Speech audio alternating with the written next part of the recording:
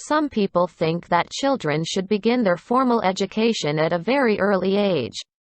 Some think they should begin at least 7 years old. Discuss both views and give your own opinion.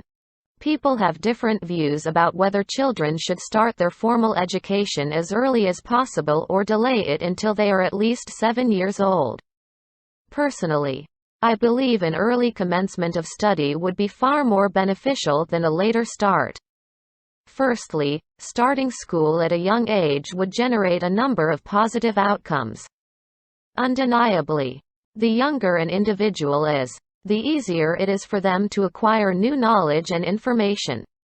As a result, these children would have a head start over their peers pursuing higher education. Besides this, they would have opportunities to figure out their natural talents. Most Vietnamese children, for example, are sent to kindergarten at the age of 3 or 4 to learn some basic skills such as addition and subtraction.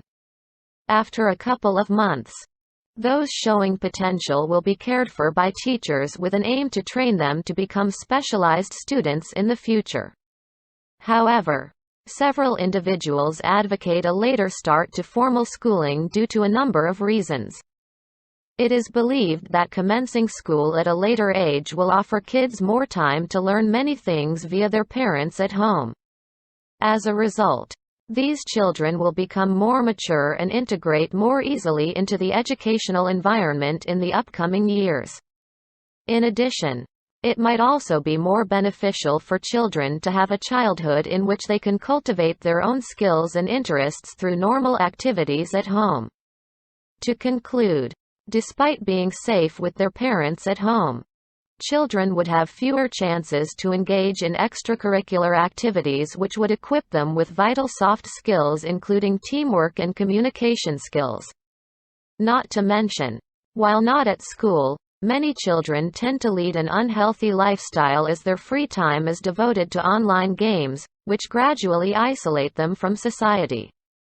Therefore, I believe that it would be well advised that parents send their children to school at an early age. A few languages are increasingly spoken in different countries, while the use of others is rapidly declining. Is it a positive or negative development? These days, there is a tendency that a small number of languages have gained widespread popularity in the world, while many others are being less spoken. In my opinion, this trend could bring both positive and negative consequences. To begin with, there are substantial benefits to society when many countries share common languages. The first benefit is that cross-cultural communication can become easier nowadays, which helps boost multilateral trade and cultural exchange. It is true that ones who are bilingual or multilingual find it easier to do business or work in international companies as their issues at work can be addressed and discussed thoroughly. Furthermore, by acquiring languages which are commonly used in business, science and technology, people from less developed countries can accelerate the process of learning from more developed countries. For example, India achieves such incredible growth partly by using English as their official language. Despite the great convenience of sharing common languages, the fact that other languages are less spoken can bring several drawbacks. The first disadvantage is that communities would lose parts of their cultural traditions such as songs, myths and poetry which are not easily translated into another language. This may in turn affect their cultural identity, producing a weakened social cohesion as their values and traditions are replaced with new ones. Moreover, this trend affects not only the local culture within one nation but also the civilization of mankind. If all countries no longer use their own language but use the same one, this could gradually destroy the cultural diversity of the world.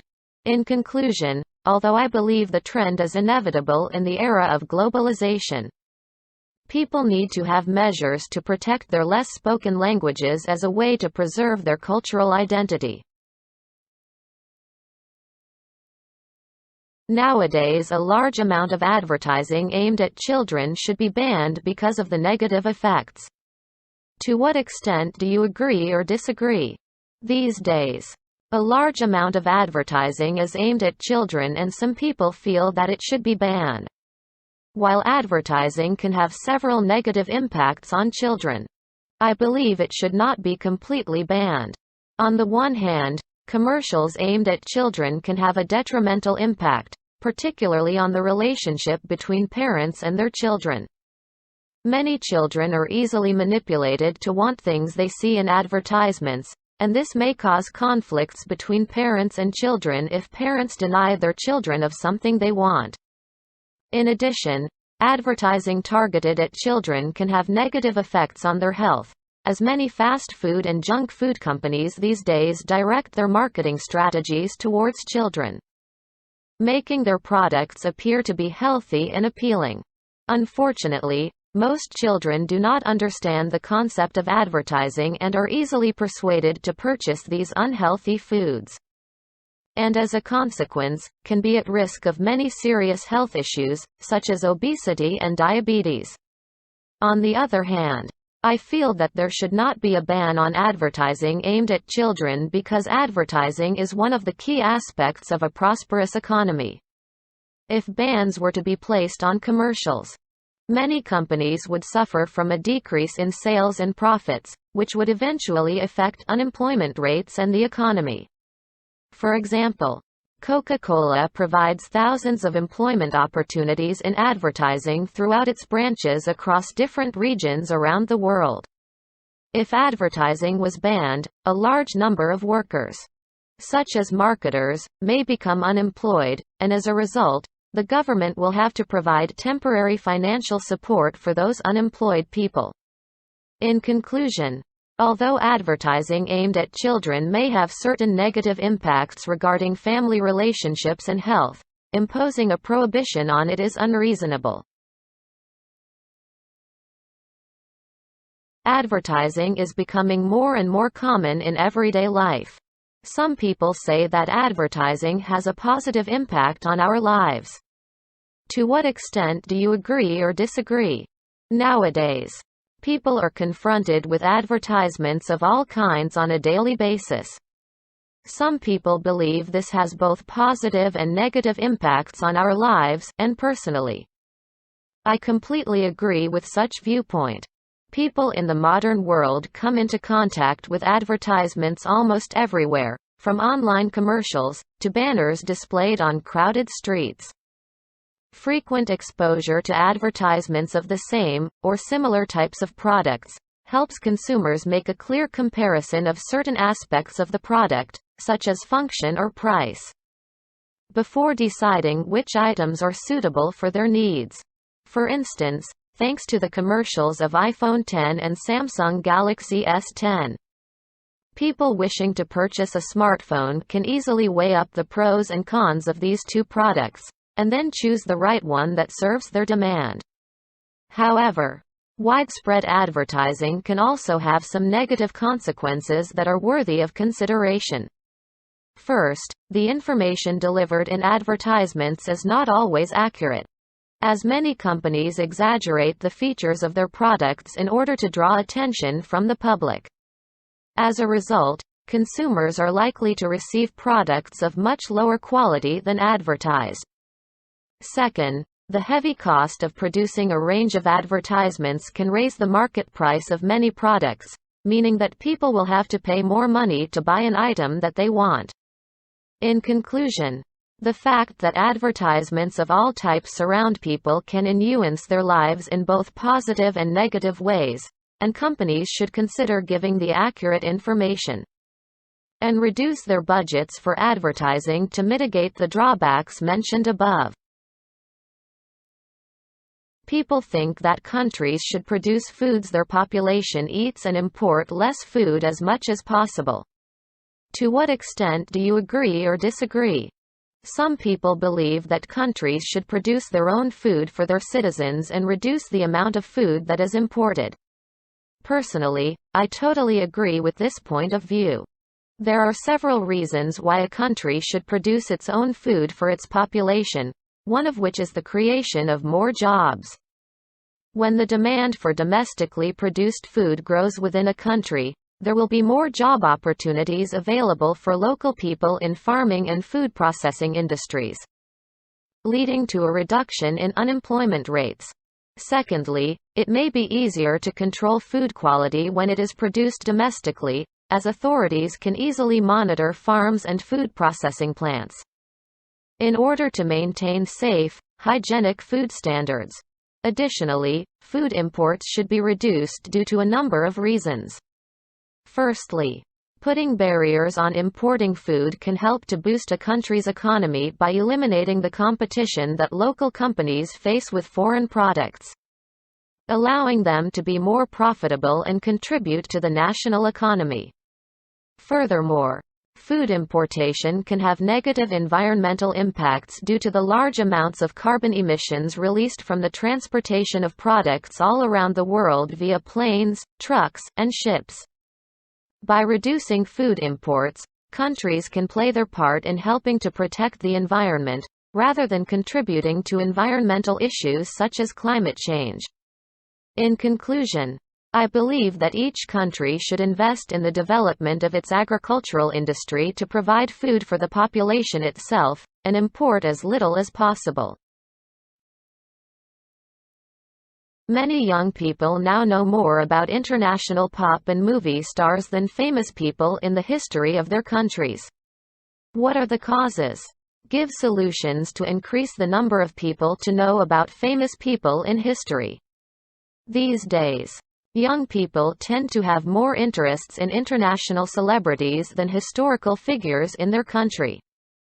This essay will present possible causes of this trend as well as the appropriate solutions to improve the situation. There are several reasons why the young nowadays know more about famous movie and music stars instead of having knowledge of the history in their country. To begin with, social media contributes to the increasing interest of young people in celebrities. It is common to notice that famous people's lives are grabbing the headlines of the majority of newspapers, especially the online ones, since teenagers now spend most of their spare time surfing the internet.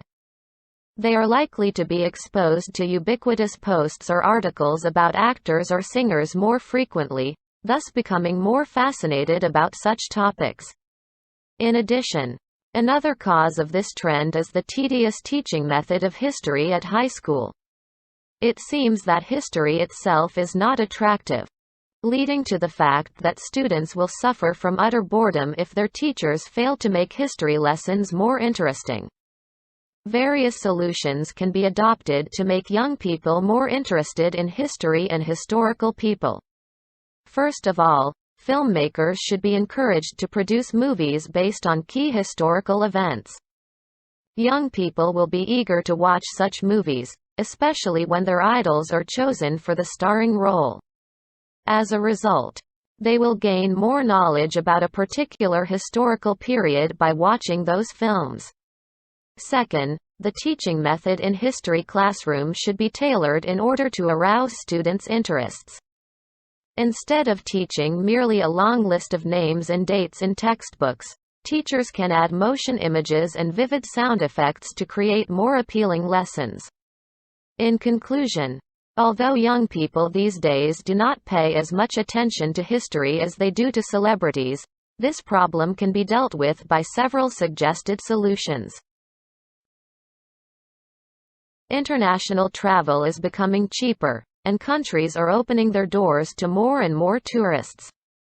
Do the advantages of increased tourism outweigh disadvantages? Traveling abroad is becoming more affordable than ever before, and many nations are implementing new approaches to attract more tourists. Although there are still drawbacks of international travel, I think its values are more significant. On the one hand, the downsides of welcoming foreign visitors are varied.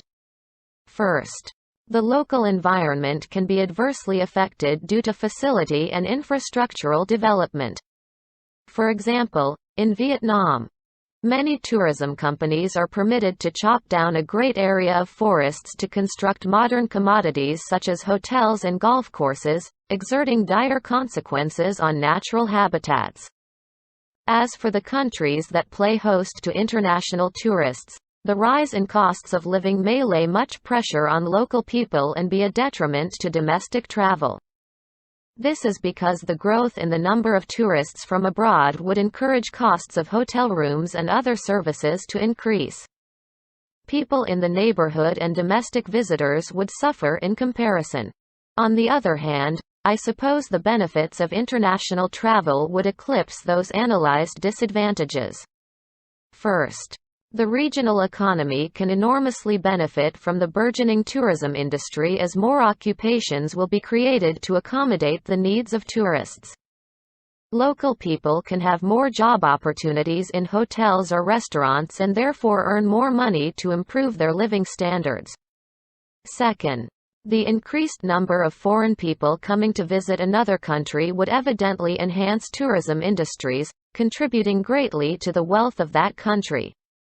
If tourists enjoy their trips, they will recommend the destination to their friends, or perhaps they will come back in the future. In conclusion, it appears to me that the merits of international tourism are more notable than its drawbacks.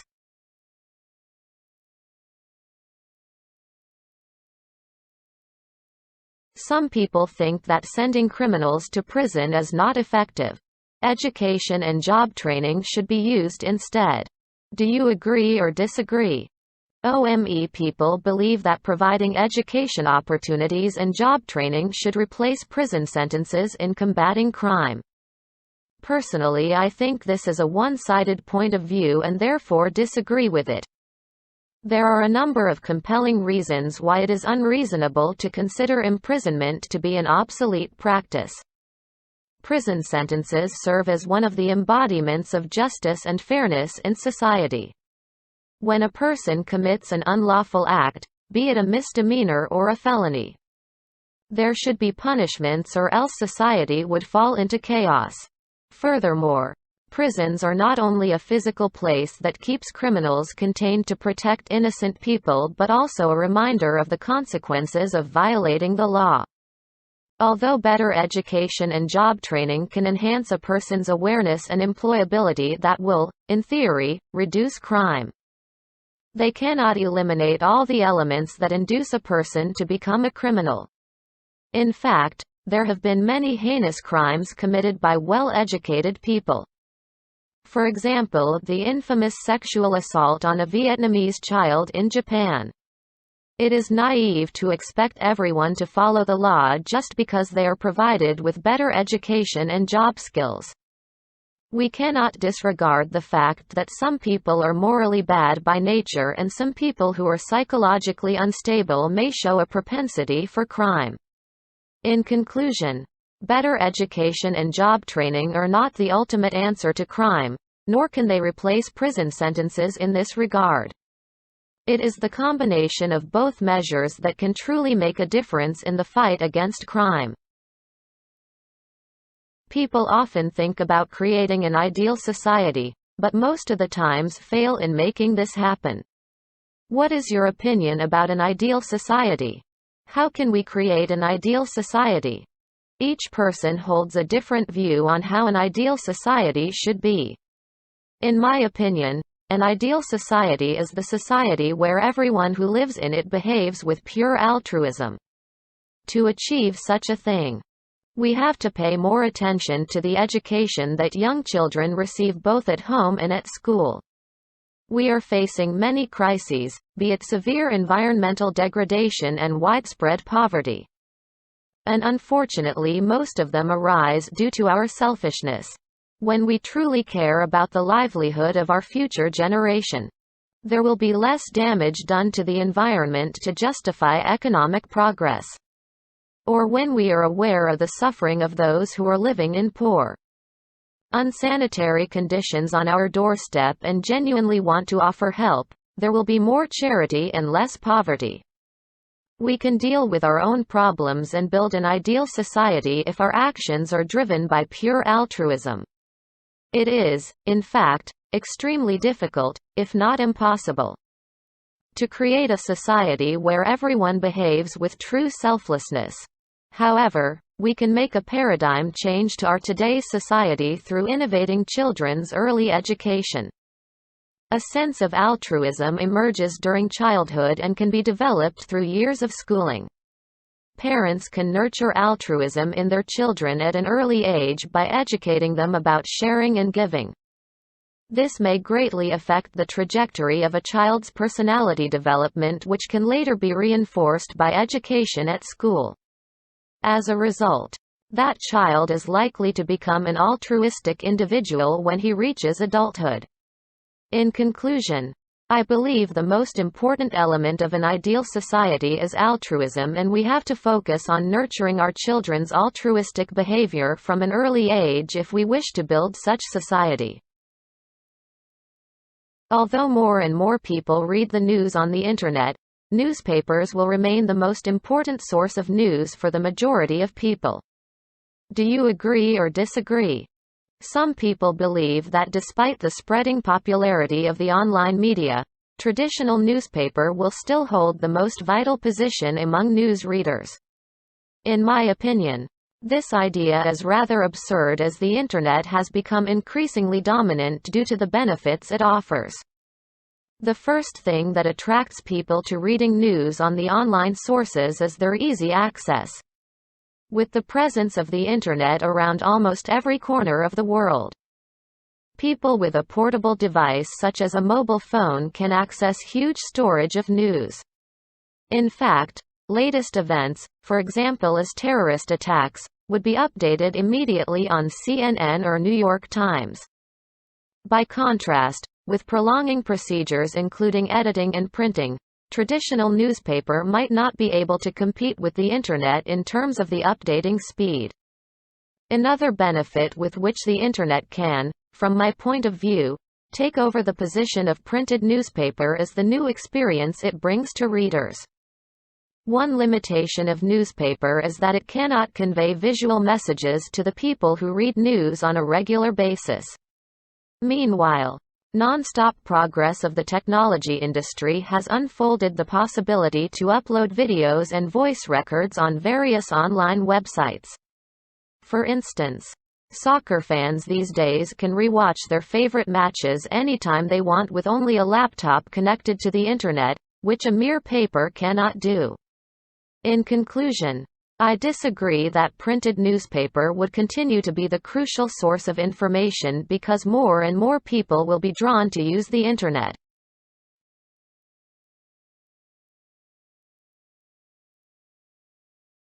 Many people are now spending more and more time traveling to work or school. Some people believe that this is a negative development while others think there are some benefits. Discuss both views and give your opinion. These days, many people are spending an increasing amount of time commuting to their workplace or school. Although there may be some benefits to this development, I believe it is mostly negative. There are only a couple of benefits that people could possibly gain from having to spend large amounts of time traveling to and from work or school, which are mostly related to those who commute via public transport. Firstly, traveling on public transport can allow people time to get things done that they have been too busy to complete. For example, some school kids have to spend up to 1 hour traveling by bus every day, and this is a great opportunity for them to get their homework done. Likewise, some adults may use this time to catch up on some unfinished work on their laptop, or plan their work schedule for the day. Furthermore, sitting on a bus or train is also a great time to relax and read a book. However, not all people can take advantage of these benefits. For example, in Vietnam, only a small percentage of people use public transport and therefore have no opportunity to read or catch up on work. Instead, most people are stuck in traffic jams during rush hours, sitting on a motorbike breathing in toxic fumes from other vehicles, which in the long term can lead to a number of serious health issues. Additionally, Spending more and more time commuting leaves less time for other more important activities, like spending time with loved ones, or pursuing one's hobbies.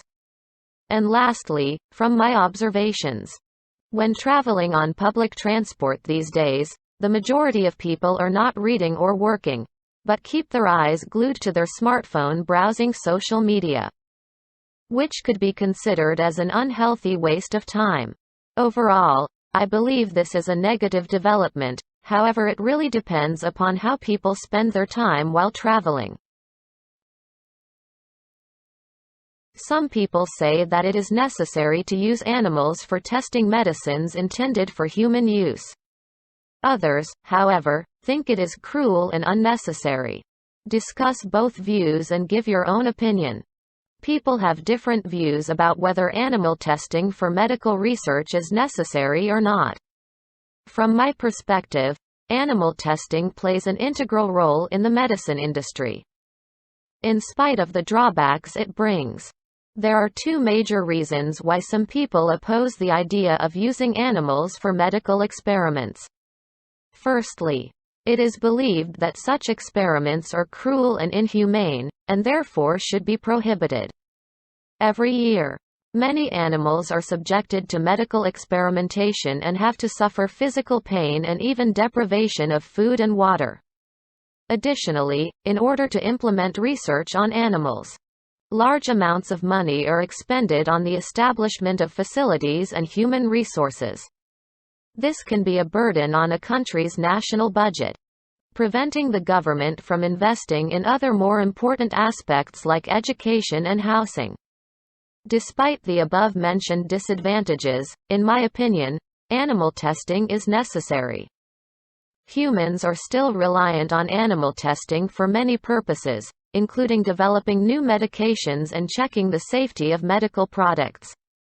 In fact, the most powerful supercomputers are currently unable to understand the workings of the human body, and complex organs such as the brain and heart, which is crucial for medical research and development. More importantly, due to biological similarities, medical research needs to be implemented on animals, which will bring about better outcomes in medical research compared to other methods. Over many years, chimpanzees, the closest relatives of humans, have been used to investigate advanced treatments for cancer and heart disease, and until now, there is still no better alternative. In conclusion, although animal testing may be cruel and cost a significant amount of money, it still needs to be conducted because of the unique benefits. In some countries, small town center shops are going out of business because people tend to drive to large out-of-town stores. As a result, people without cars have limited access to out-of-town stores, and it may result in an increase in the use of cars. Do you think the disadvantages of this change outweigh its advantages? In many countries the world over, small shops in city centers cannot compete with large stores that are based on the outskirts. Therefore, many of those small businesses are threatened with closure. This leads to a number of consequences, including a rise in car usage in these countries and access to large out-of-town stores becoming limited for those without cars. In my view, this change does more harm than good. Increasing bankruptcies among small town center shops are an unfortunate situation that puts local people to great inconvenience, with those who are not in possession of a car standing most affected, because they now have to travel to a distant place to shop. The time used for such journeys could be better spent on other activities that are of greater importance, be it work or entertainment. The situation's impacts are also far beyond individual levels. It causes a significant loss for the economy of any city where large numbers of such businesses are forced to shut down. This may inflict unexpected damage on the national economy as a whole. The rise in car usage caused by people's demand for long-distance travel is also problematic. Traffic congestion will become worse due to the higher number of vehicles on streets. Furthermore, the quantity of pollutants emitted from car engines will rise, which heightens pollution levels in those places and adversely affects human health. However, this change in people's shopping preference may encourage them to move to out-of-town areas to live. Given the fact that modern cities are faced with overpopulation and consequently ever-growing pressure on housing supply systems, this could be considered a start of relieving such pressure. In conclusion, the trend towards shopping in large stores located away from city centers is having many negative impacts. Although it could encourage some people to move to places where these stores are established and help solving some population problems in modern cities, I doubt that the trend could promise any significant outcome. Fossil fuels, such as coal, oil and natural gas, are the main source for many countries. However, some nations are using alternative energy such as solar power and wind power. Do you think this is a positive or negative development? Although fossil fuels still remain the most important energy sources in many places, some countries are now already using alternative sources like solar or wind power. In my opinion, it can be difficult for a country to move towards using alternative energy at first. But this development brings about several benefits in the long run. On the one hand, the change towards using alternative types of energy would probably put a heavy financial burden on the government and companies, as they will have to invest millions of dollars in purchasing and developing new equipment and facilities for harnessing solar, wind or hydroelectric power. For example, the average cost of installing a wind turbine for generating electricity is about $3 million. And an average country would require a wind farm with hundreds of turbines to supply power to all companies and households. In addition, the production cost of large solar panels is still very high, which is why many countries, especially those with a poor economy, are still unable to use this power source. However, I still believe that shifting towards using alternative energy is a worthwhile investment due to the great benefits it brings. Firstly, fossil fuels are the main cause of air pollution nowadays, since petroleum-powered vehicles and factories are releasing tremendous amounts of CO2 into the atmosphere every day. Therefore, replacing coal and petroleum with wind or solar power will help to reduce the level of emissions in the atmosphere and improve air quality. Secondly, fossil fuels, like natural gas or oil, are finite resources and will soon be depleted, which will potentially threaten the economy if there are no alternative sources. This fact emphasizes the need to develop renewable energy to gradually replace traditional sources when fossil fuels inevitably run out. In conclusion, I hold the view that despite the high initial cost of new equipment and facilities, the switch from fossil fuels to renewable energy sources is still necessary for the long-term development of the planet. Some people say cultural traditions are destroyed when they are used as money-making attractions aimed at tourists. Others say this is the only way to save such traditions. Discuss both views and give your opinion. Some people feel that cultural traditions are ruined when people use them to make money from tourists. Others claim that using these traditions as money-making ventures is the only way to save them. In my opinion, both views are true to a certain extent. To begin with, many traditional customs are modified for commercialization, and end up losing their originality and value. For example, Vietnamese traditional dances such as the lion dance, which were traditionally performed only by martial artists during special occasions, are now often poorly performed by amateurs at tourist sites across the country. Such changes not only give foreign visitors a false impression, but can also make the dance less meaningful to the local people. Also, many traditionally sacred sites are heavily damaged by the irresponsible behaviors of tourists. For instance, A well-known YouTuber named Logan Paul recently visited Japan and filmed himself dumping a bag of coins into a sacred well, where people often drop coins for luck, and did permanent damage to one of Japan's most famous iconic traditions. On the other hand, there are several reasons why monetizing from cultural traditions is the only way to protect them. First, the revenue could be used for the preservation of such traditions. For example, many people in Bat Trang village in Vietnam make their living from selling traditional ceramic products, and thus are able to continue one of the oldest traditions in Vietnam. Second, by putting cultural traditions on public display, the government could heighten people's awareness of preserving these traditions. For instance, the Vietnamese government has built several museums around the country that solely exhibit examples of ethnic minority cultures in an attempt to protect cultural values without affecting the lives of these ethnic people, yet successfully gathering lots of public attention and support. In conclusion, using cultural traditions as money-making attractions has both positive and negative impacts on the preservation of such traditions.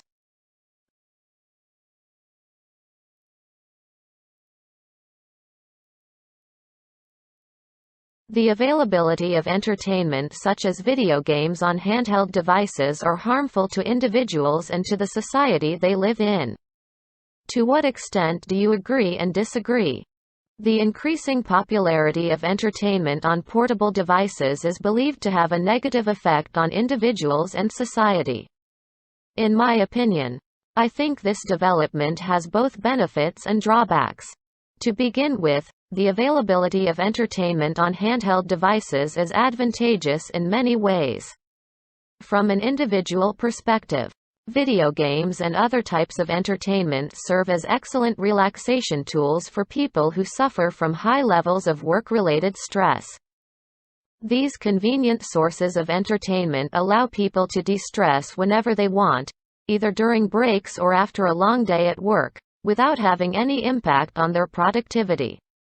Also, many mobile games help to create global communities for people sharing the same interests. For example, PUBG Mobile has successfully hosted international events and competitions, and thus connected millions of players together from all around the world. Beneficial as it may be, too much easily accessible entertainment on handheld devices can bring about several negative impacts. Since video games could be addicting, many young people these days spend too much time on their devices, and therefore isolate themselves from their families and friends. This lack of face-to-face interaction not only hurts many real-life relationships but also increases the risk of mental health issues among the youth. In addition, when people waste large amounts of time on video games, they tend to be less active, which can eventually lead to a society of people living sedentary lifestyles. Lack of exercise over a long period of time makes people vulnerable to metabolic diseases such as obesity, causing the deterioration of health and burdening a country's healthcare system. In conclusion, although the accessibility of entertainment on portable devices can result in many health risks, they can also be effective stress relievers for many people, and encourage the networking of like-minded individuals across the globe.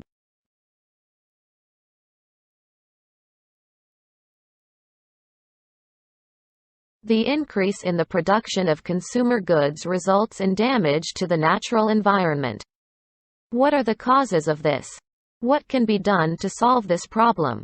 Nowadays, as more consumer goods are manufactured, more damage has been inflicted to the environment. I will outline several reasons for this and put forward some measures to this issue.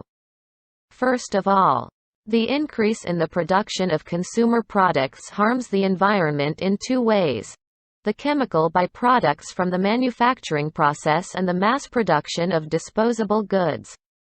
As more goods are produced, more toxic wastes and emissions are released from factories into nature. Water sources are contaminated, and the air is severely polluted. which results in the deaths of many marine and terrestrial animals. Also, to accommodate customers' ever-increasing demands, more single-use products are introduced, most of which are non-biodegradable. Though having a short lifespan, these products can remain as wastes for thousands of years, turning our planet into a huge landfill and posing a threat to the living habitats of all creatures. Actions must be taken as soon as possible to minimize the negative impacts on environment arising from the increasing amount of consumer goods. First, companies should promote the use of eco-friendlier materials. For example, the giant coffee chain Starbucks has recently replaced plastic straws with reusable alternatives made of materials like paper or bamboo. In addition, many governments are also encouraging the development of more sustainable manufacturing processes. For instance, many states in the U.S. offer tax breaks and incentives for businesses using renewable energy, and some firms are even allowed to purchase green energy at cheaper prices than traditional fossil fuels. In conclusion, there are two main reasons why the environment is severely impacted by the increase in production of consumer goods. To address this issue, governments and companies must join hands to make the production lines more environmentally friendly by switching to greener materials.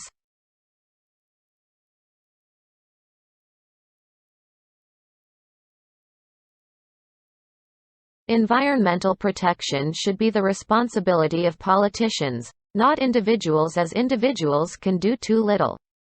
To what extent do you agree or disagree?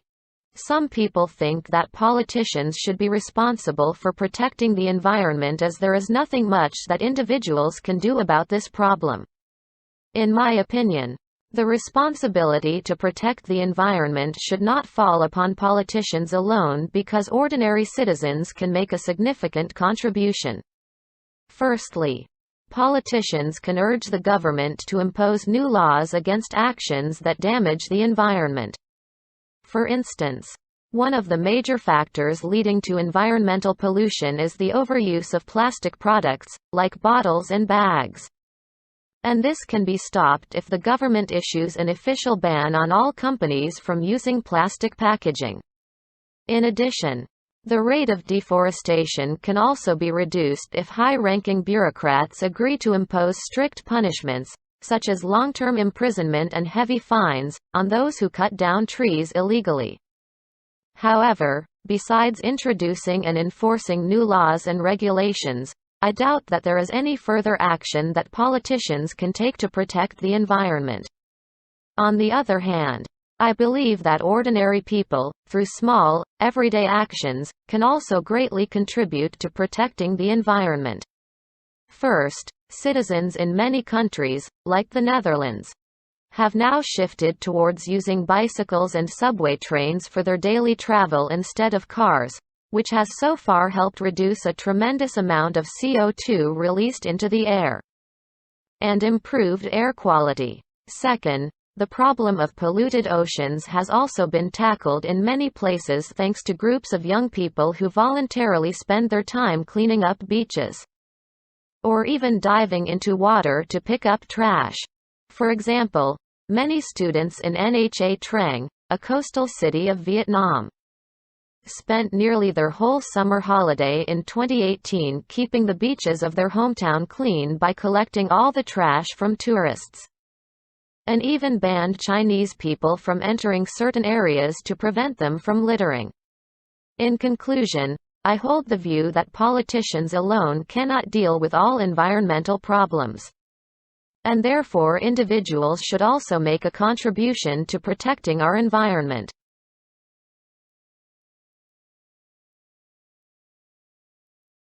Some people feel that manufacturers and supermarkets have the responsibility to reduce the amount of packaging of goods. Others argue that customers should avoid buying goods with a lot of packaging. Discuss both views and give your opinion. While some people think that it is the responsibility of producers and suppliers to reduce product packaging, others feel that the responsibility lies with consumers. This essay will analyze both sides of the argument. On one hand, I believe that companies do have a significant responsibility to limit the amount of packaging that they package their products in. One reason for this is that many consumers have very little awareness about the negative impacts that the excessive amounts of product packaging are having on the environment. Therefore, manufacturers and supermarkets need to minimize the amount of plastic packaging that is used to store and sell their products, or preferably use only biodegradable, recyclable, or environmentally friendly materials. In addition, many people cannot afford to be selective about which products they buy, which is a further reason why all companies need to be more responsible. On the other hand, individuals also have a responsibility to protect the environment from further destruction and pollution by limiting their consumption of products that are packaged in non-biodegradable materials. By boycotting certain products from companies who are not being environmentally responsible, consumers can put pressure on these companies to change their attitude towards the materials that they use to package their products. As a result, companies will be forced to act more environmentally responsible by changing and reducing product packaging. Consumers have the power to bring about change, but must act together in order for it to happen. In conclusion, companies and individuals both need to take responsibility for the amount of packaging that is used to package goods. The government also needs to play a significant role in this issue by creating and enforcing laws that companies must adhere to with regards to plastic packaging, and by educating individuals about the environmental destruction and pollution caused by packaging waste.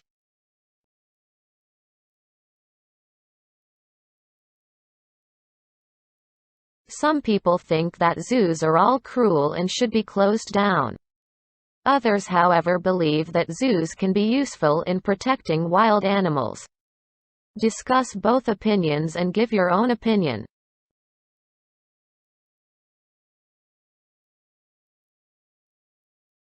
While some people believe that zoos play an important role in protecting wild animals, others feel that keeping animals locked up in such places is cruel and unnecessary. Personally, I agree with the idea that animals should not be kept in zoos and that zoos should be shut down. On the one hand, many people feel that zoos are useful in some regards. Firstly, zoos can help to preserve endangered animals by keeping them safe from poachers and other threats, such as habitat destruction and the spread of urbanization. Some zoos also run breeding programs in order to try and increase the numbers of some endangered species to avoid them becoming extinct. Secondly, by keeping animals in zoos, people can learn and understand more about them, and this can help to raise awareness amongst the public in order to help preserve certain species. However, while the above-mentioned ideas may be true to a certain extent, I believe that zoos are unnecessary for the following reasons. To begin with, zoos can only hold small numbers of animals and therefore cannot protect the large majority of species from being hunted or their habitats from being destroyed. I believe it is the responsibility of each government to create and fund conservation programs that help to stop the destruction of the habitats of endangered species so that animals can live in their natural state rather than be locked up in cages for their entire life. Furthermore, in many zoos, animals are being mistreated as they are often provided with insufficient food and medical care, which has so far caused many animals in zoos to die because of starvation and diseases.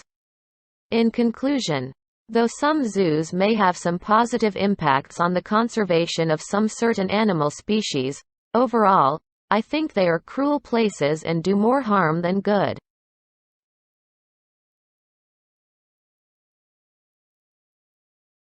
In many countries, the costs of living are rising. What are the effects on individuals and society? Suggest solutions to this problem. These days, many people around the world are struggling to deal with rising living costs. The following essay will outline some of the effects of this issue, and some possible solutions. Higher living costs are affecting both individuals and society in a number of ways. On an individual level, many people, particularly those living in big cities these days, cannot keep up with the rising costs of living and therefore have to have more than one job in order to make ends meet. As a result, these people barely have any time left for leisure activities and could even be more prone to negative medical conditions like depression or anxiety disorder. On a societal level, rising living costs can cause people with financial problems to turn to crime in order to make more money. For example, in some Asian countries where the monthly salary of a police officer is very low, many of them turn to corruption to make enough money. Although rising living costs pose serious problems in many places, there are a number of solutions that could be implemented to help tackle this issue. Firstly, individuals need to learn how to budget their income more effectively, and be careful not to waste money. By adhering to a strict budget, people will be able to pay their bills and save money to cover other expenses. On the other hand, governments should enact laws to ensure that citizens receive minimum wages that are enough to cover rising living expenses. Lastly, governments can create more jobs, particularly in big cities where living costs are much higher. In conclusion, although many people around the world are finding it difficult to cope with rising living costs, there are a number of solutions that may help to mitigate the problem.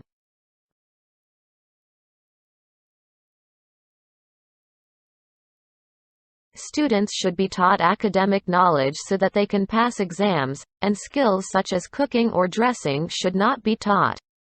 To what extent do you agree, disagree? Some people hold a belief that schools should be a place where students study academic subjects to pass examinations rather than learn skills such as dressing and cookery. In my opinion, despite the significance of academic study and exams, students should also be taught fundamental life skills. On the one hand, studying academic knowledge is vital for students in many ways. First, examination results are essential for students' academic record. With good results, they will have an advantage in the national high school exams in which their academic performance after many years of study is considered. Second, academic subjects equip students with fundamental knowledge that will be used in tertiary education. For example, most undergraduates in Vietnam are supposed to pass subjects such as microeconomics and advanced mathematics, which are comprised of mathematical knowledge taught at high school. Without a deep understanding, students may fail the final exams and have to study these subjects again, which is time-consuming and costly. However, there are several reasons why students still need to learn practical skills. For instance, when college students live far from family, life skills such as cooking will be helpful since students will be able to prepare healthy and affordable meals on their own instead of eating out at restaurants. Attending skill-building classes at school is also an effective way for students to unwind after many hours of studying academic subjects through a wide range of activities.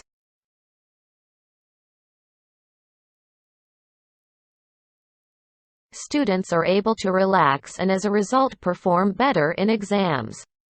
In conclusion, I disagree that students should only study academic subjects because both academic knowledge and practical skills are equally important and should be taught at school.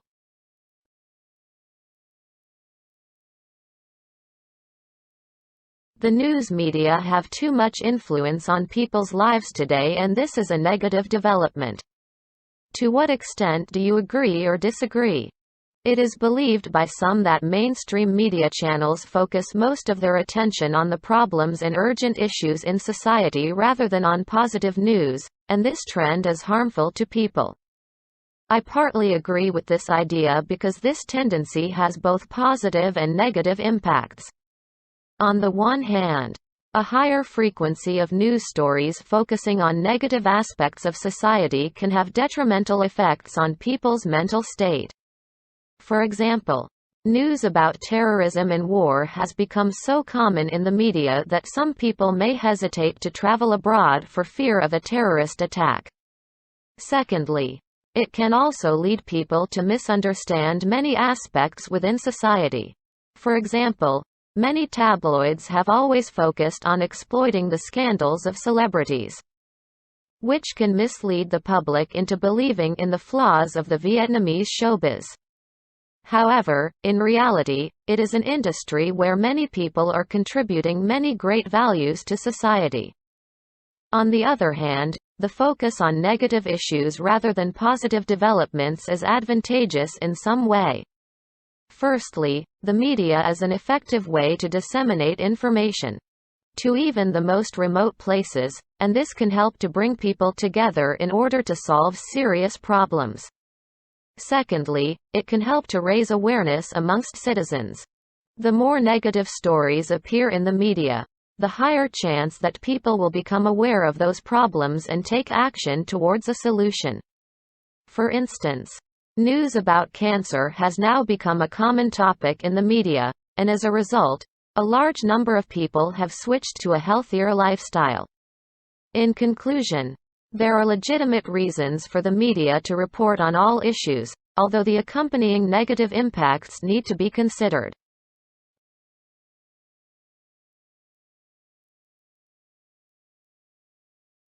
It has been said that people who read for pleasure have more developed imaginations and better language skills than people who prefer to watch TV. Do you agree or disagree? Some people think that reading for pleasure increases people's imagination and language skills more so than watching TV does. Personally, I totally agree with this view and will analyze the reasons in the following essay. Reading for enjoyment can help people to develop their imagination and improve their language skills in many ways. Firstly, while watching television is said to be more of a passive activity, reading is considered to be an active form of learning. Reading stimulates people's brains more as they have to use their imagination to visualize the characters and plot of the story, and this helps to further develop their imaginative thinking skills. Secondly, language skills can also be improved from reading. By reading regularly, people can expand their vocabulary and learn different grammatical structures and how to use them effectively. Watching TV, on the other hand, does little to enhance people's imagination and language skills. While reading, people have plenty of time to read the text and visualize the content of the story. However, when watching TV, viewers use their imagination very little, as they can see the images on the screen. Furthermore, the dialogue of the story or movie is usually spoken at a fast pace, which does not give viewers much time to comprehend what is being said, let alone learning anything new. Finally, television is full of advertisements these days and therefore distracts viewers from what they are watching. This makes it even more difficult for people to absorb information that might enhance their language skills. In conclusion, I believe that reading books is a more efficient way for people to enhance their imagination and language skills, while watching TV is simply more of a source of entertainment.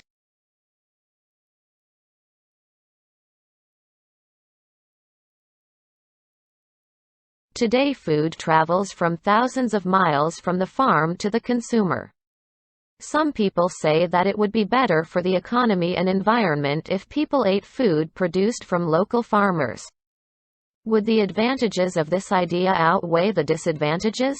Nowadays, food travels long distances before reaching consumers, and it is therefore believed that consuming locally grown food would bring about a number of economic and environmental benefits.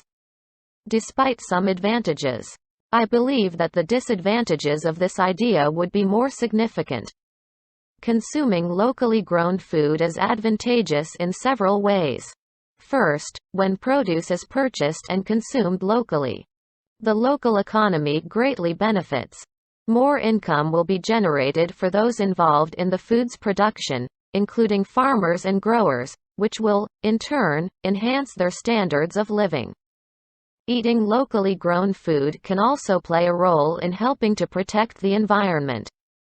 The transportation of food around the world greatly contributes to global warming due to the large amount of carbon emissions produced during the process.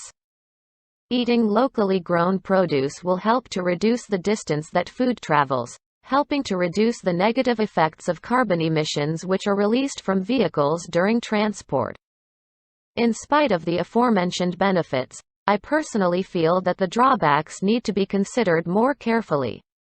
For example, if non-locally grown foods are purchased less often on the market, local people will therefore have fewer opportunities to experience specialties and healthy products from other regions. Furthermore, if local foods become the more dominant products, price manipulation by local merchants can occur. Several food sellers will make use of this opportunity to increase prices to control the market in the long term. It will be difficult for people, especially lower-income households, to buy essential foods for themselves, causing adverse impacts on their health. In conclusion, I hold the belief that local food consumption, despite having economic and environmental merits, does more harm than good to people's culinary experiences and local markets.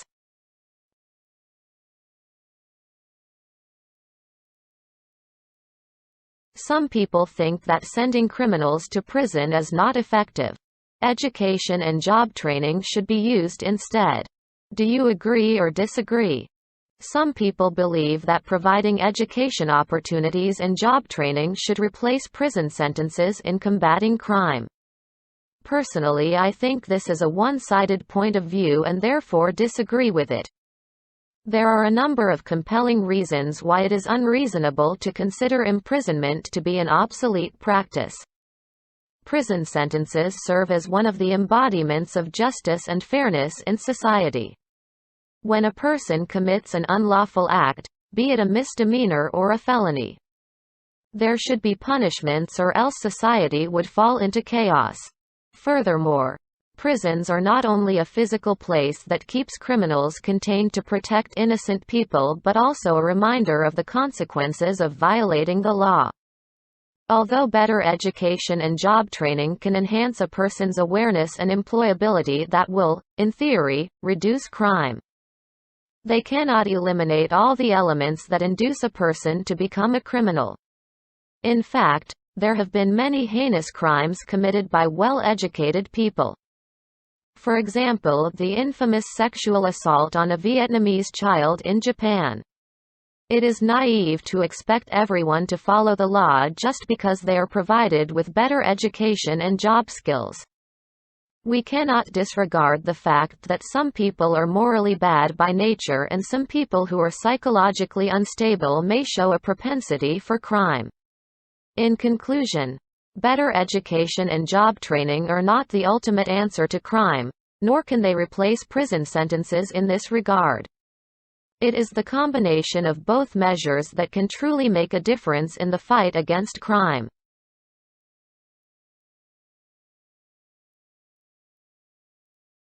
Many museums and historical sites are mainly visited by tourists but not local people. Why is it the case? What can be done to attract more local people to visit these places? These days, a lot of museums and historical sites seem to appeal mainly to tourists, rather than locals. This essay will discuss a number of plausible reasons why this is occurring, and a number of possible ways to attract more local people. There may be a variety of factors contributing to the low numbers of local people visiting museums and historical sites. Firstly, it is possible that most local people have already visited such places, and may already have significant knowledge of their own culture and history, and therefore do not feel the need to return to these places often, or even at all. Therefore, the majority of people visiting are mostly tourists. Furthermore, Many local people probably prefer to spend their free time and holidays visiting other areas outside of their hometown or country, because they are more interested in learning about other cultures and history, rather than their own. Although it does seem to be quite a difficult task attracting more locals to visit their own museums and historical sites, there are a number of solutions that could encourage them to do so. One possible solution may be for local governments to continually upgrade museums by rotating artifacts and displays, in order to arouse more interest from locals. Different exhibitions could be displayed and promoted more often, focusing on different themes, or aspects of the culture. Secondly, governments could also encourage and fund annual trips for local school children to museums and historical sites. And lastly, free entry to such places for locals may also encourage more local visitors. In conclusion, attracting local people to visit museums and historical sites in their area may be a difficult process. However, there are a number of ways that locals could be encouraged to do so.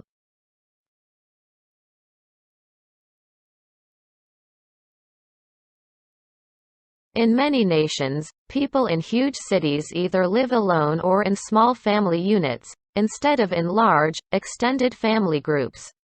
Is this a positive or negative trend? In many large cities around the world, it has become quite common for people to either live alone or in a small family, as opposed to living in large extended family households. This essay will take a closer look at some of the positive and negative aspects that arise with this trend.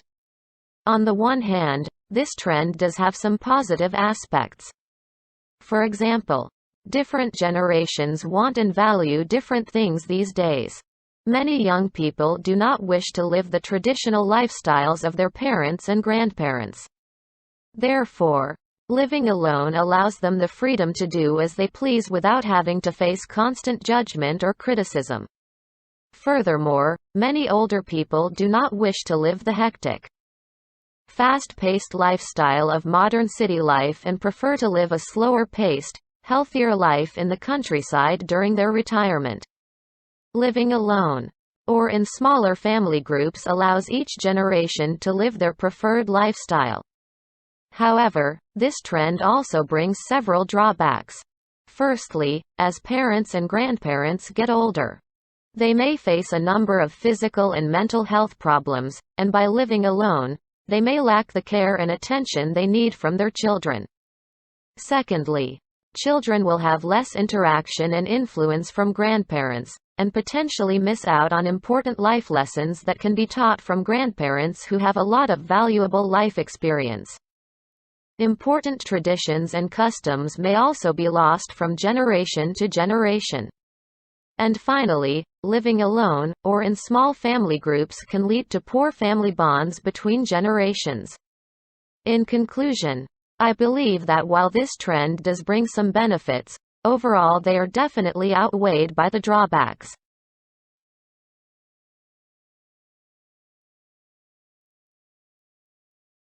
Many developing countries are currently expanding their tourism industries. Why is this the case? Is it a positive development? These days, many poorer countries are focusing their efforts on developing and promoting their tourism industries. There are some reasons for this, and I believe this can be a positive development, despite numerous drawbacks that can arise. Personally, I believe that the primary reason for developing tourism in a country is due to the economic benefits that it brings. A well-developed tourism industry creates a lot of new businesses and jobs for local people, and an influx of money from foreign tourists. In addition to this, promoting international tourism can help to improve international relations with other countries, and to share a country's customs and culture with people all around the world. Many people these days are interested in learning about different cultures and ways of living, and tourism helps to facilitate this experience. However, there are a number of drawbacks that arise from the expansion of a country's tourism industry. For example, in many countries in Southeast Asia, tourism has been a major cause of environmental pollution and destruction. For example, most tourists generally drink bottled water when on holiday. And this creates mountains of plastic waste every year. Many developing countries do not have appropriate recycling facilities and do not know how to deal with the waste, and therefore, it commonly ends up littered throughout the countryside, rivers, seas, beaches and oceans. Furthermore, the invasion of tourists into certain places can disrupt the local wildlife and ecosystems, causing further environmental damage. In conclusion, I would have to say that expanding the tourism industry in a country is a positive development if it is properly managed, and the environmental and cultural impacts are closely monitored and minimized.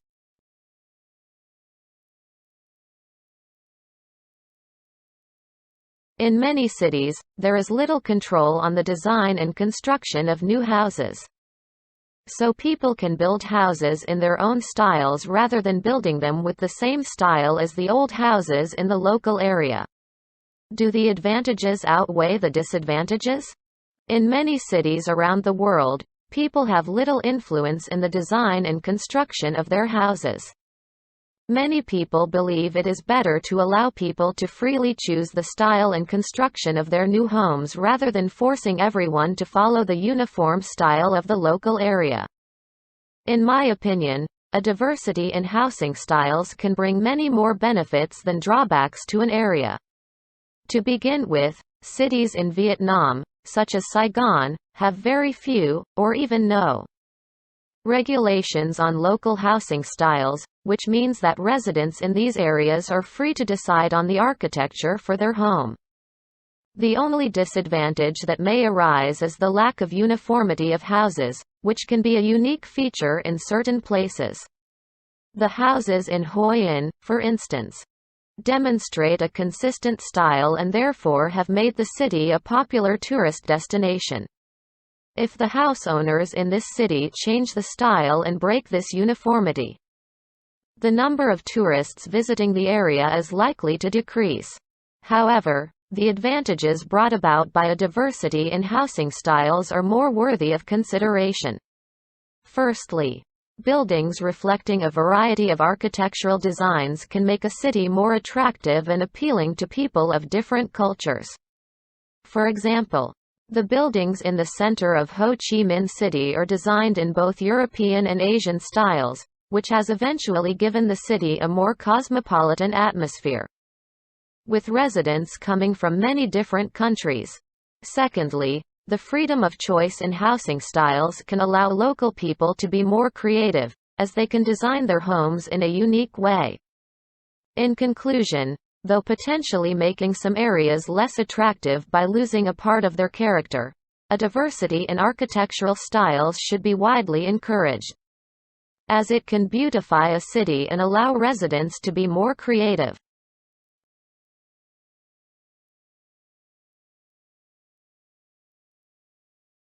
Advertising are becoming more and more common in everyday life.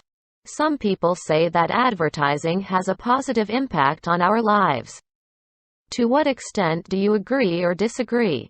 Nowadays, people are confronted with advertisements of all kinds on a daily basis.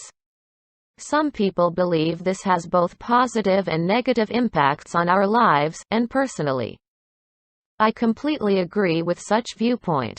People in the modern world come into contact with advertisements almost everywhere, from online commercials to banners displayed on crowded streets.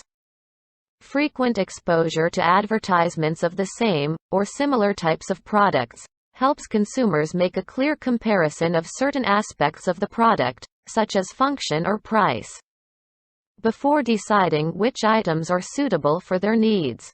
For instance, thanks to the commercials of iPhone X and Samsung Galaxy S10, people wishing to purchase a smartphone can easily weigh up the pros and cons of these two products, and then choose the right one that serves their demand.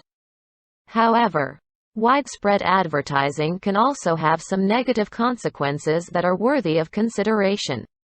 First, the information delivered in advertisements is not always accurate.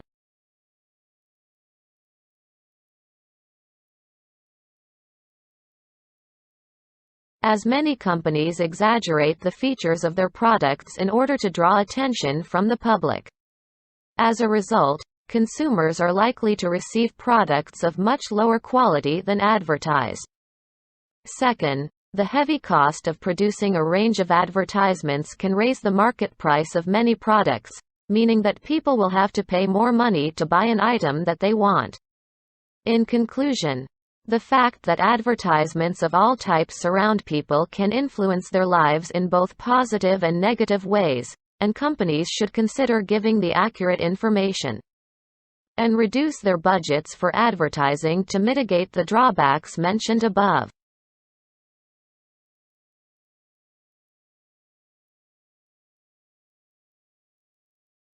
Many employers find that their new employees lack sufficient interpersonal skills, such as lack of ability to work with colleagues as a team. What are the causes?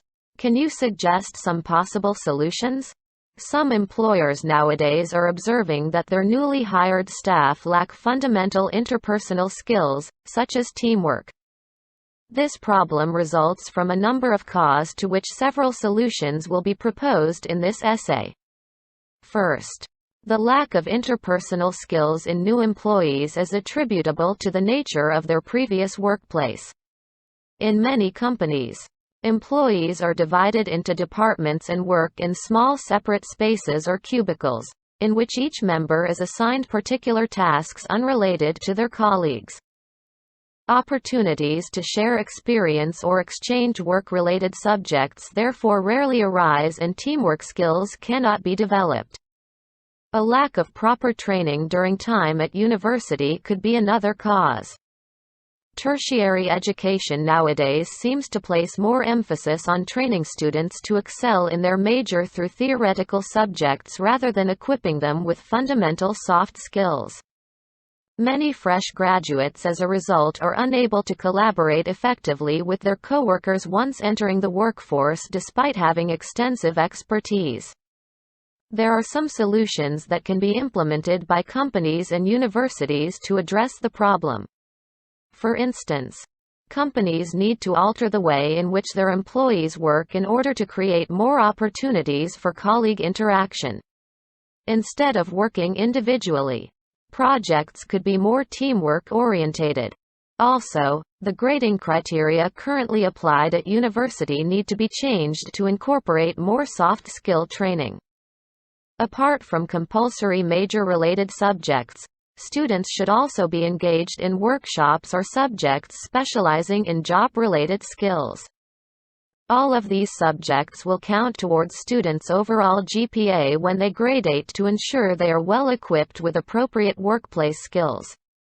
In conclusion, a lack of basic interpersonal skills in new employees stems from businesses' workplace practices and the educational system, and there are a number of feasible solutions to tackle this issue.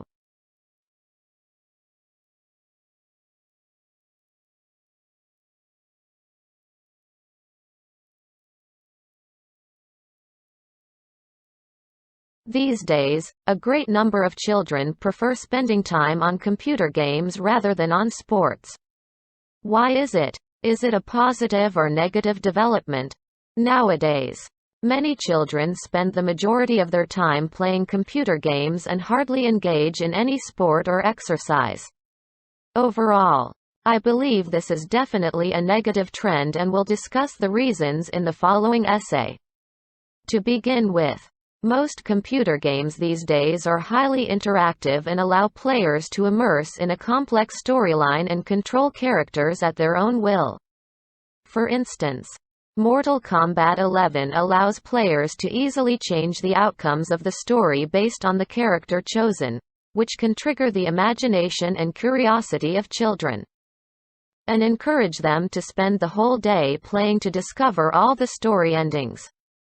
The second reason for the popularity of computer games over sports is the sedentary lifestyle favored by a large number of children, especially those living in big cities.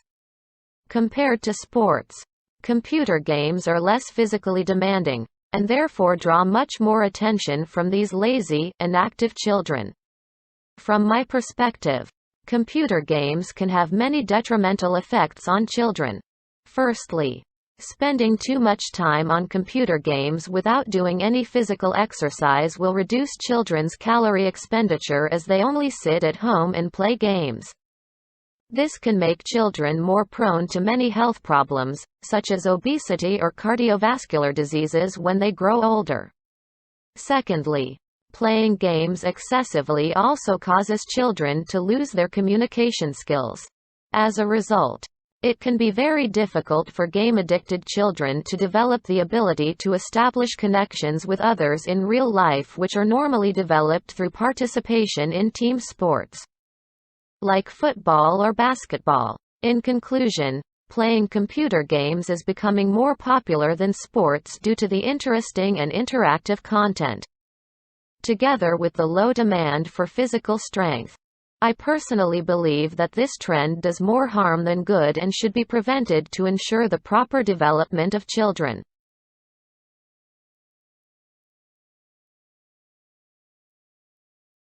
In many nations, people in huge cities either live alone or in small family units, instead of in large, extended family groups. Is this a positive or negative trend? In many large cities around the world, it has become quite common for people to either live alone or in a small family, as opposed to living in large extended family households. This essay will take a closer look at some of the positive and negative aspects that arise with this trend. On the one hand, this trend does have some positive aspects. For example, different generations want and value different things these days. Many young people do not wish to live the traditional lifestyles of their parents and grandparents. Therefore, living alone allows them the freedom to do as they please without having to face constant judgment or criticism. Furthermore, many older people do not wish to live the hectic, fast-paced lifestyle of modern city life and prefer to live a slower-paced, healthier life in the countryside during their retirement. Living alone, or in smaller family groups, allows each generation to live their preferred lifestyle. However, this trend also brings several drawbacks.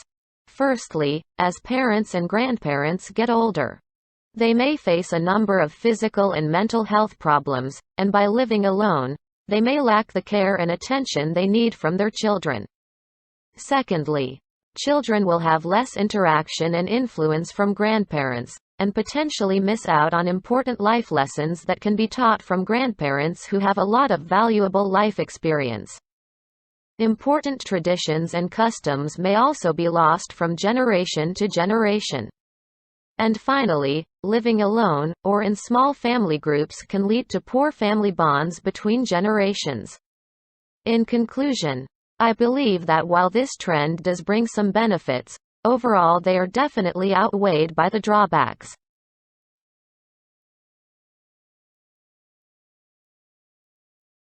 Some people believe that planning for the future is a waste of time because they think that focusing on the present is more important.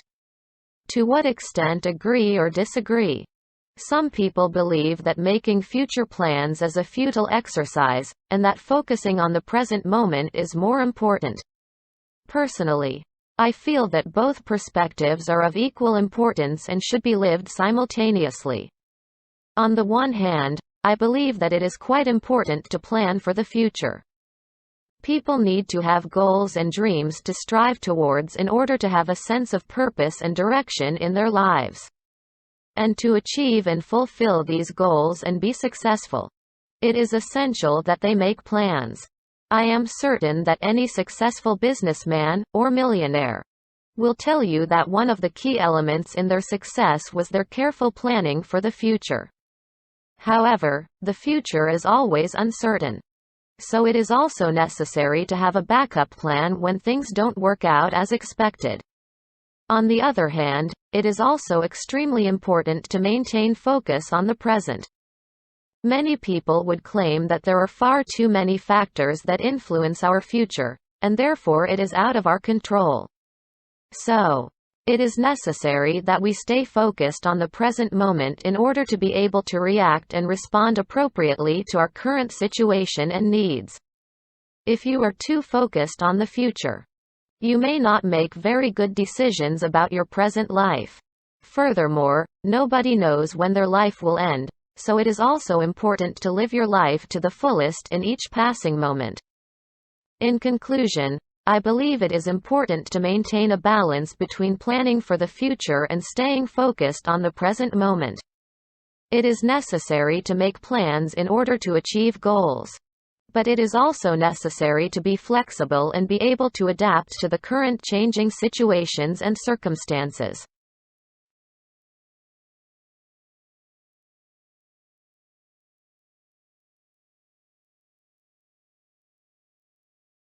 In many countries, people like to eat a wider range of food than can be grown in their local place. Therefore, much of the food people eat today has to come from other regions. Do you think the advantages of this development outweigh disadvantages? These days, it is quite common for people to eat foods that are not, or cannot, be grown or produced where they live. As a consequence, large quantities of food are either transported long distances within a country or imported from other countries.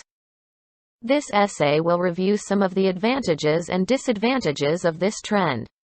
Thanks to globalization, the increase in efficient transportation between and within countries, and a growing trend in food culture, people can now enjoy a vast array of foods like never before. This trend has many advantages.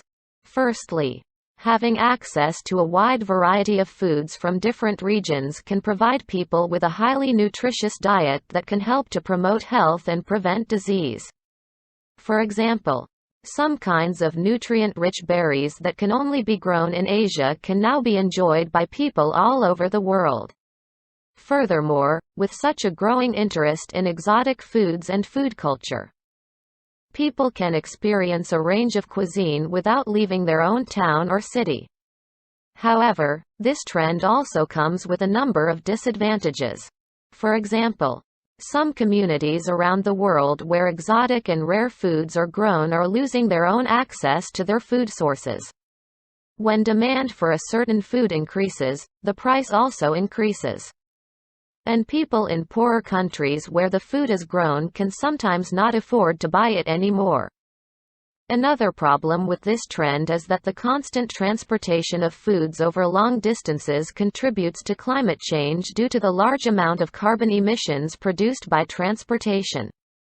And lastly, many foods that are transported long distances need to be treated with chemicals and preservatives which make them less healthy to consume.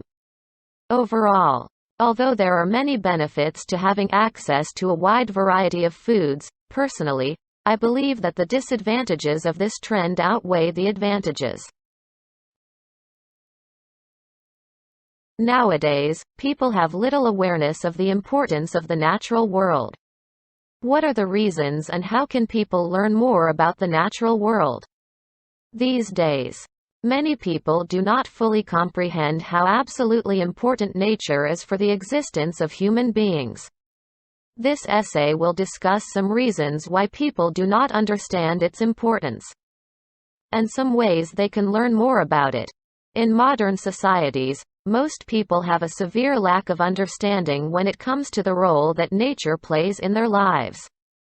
And this can be attributed to a number of reasons. Firstly, most modern cities these days are nothing more than concrete jungles, devoid of any significant amount of nature.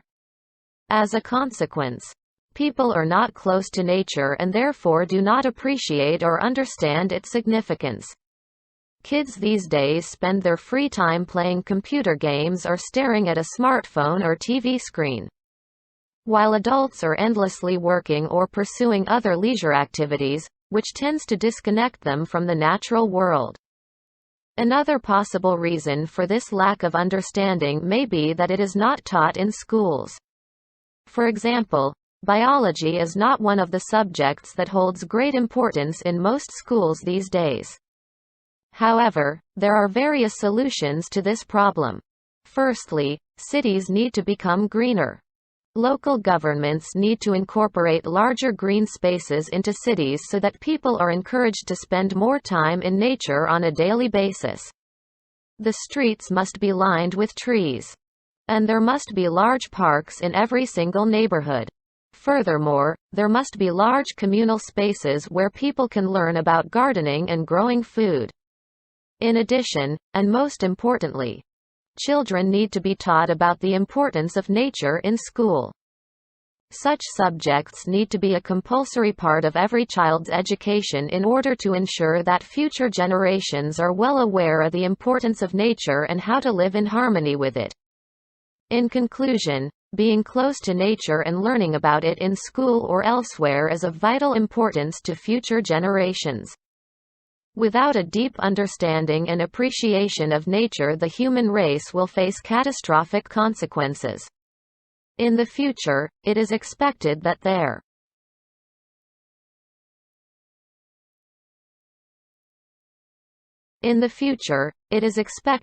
will be a higher proportion of older people in some countries.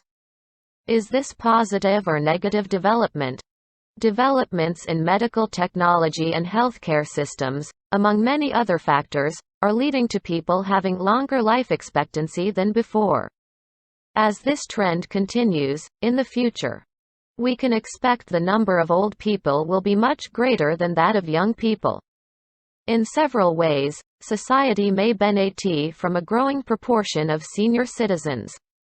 However, I believe the rest of the world population would have to shoulder much more responsibilities and the global economy would face a serious labor crisis.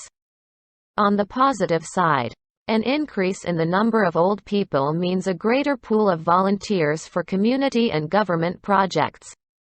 These people are usually more financially comfortable and therefore more willing to contribute free labor to ameliorating their communities. For example, we often see old people in developed countries engage in charity work to provide shelter and food for the homeless in their neighborhoods. Such an act also instills a great sense of responsibility and altruism into the young generation.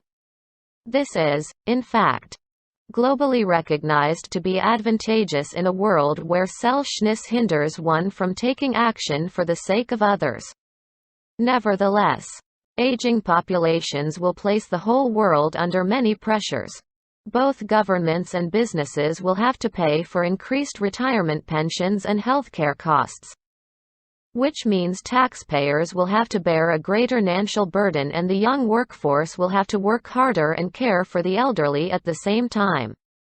Furthermore, lack of young labor workforce would cause stagnation for the growth of individual businesses and the global economy as a whole because little innovation may take place in this circumstance. As a matter of fact, many First World countries whose proportion of senior citizens is higher than that of young people, such as Japan, are already experiencing these undesirable impacts. In conclusion, an aging population is beneficial in certain ways. However, the benefits society may reap from an aging population cannot match the damage it inflicts. It is important that the world governments should not underestimate the complexity of this problem and take immediate action to reduce its future nuisances.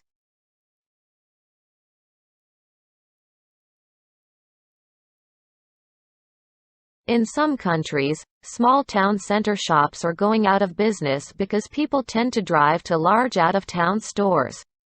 As a result, people without cars have limited access to out-of-town stores, and it may result in an increase in the use of cars. Do you think the disadvantages of this change outweigh its advantages?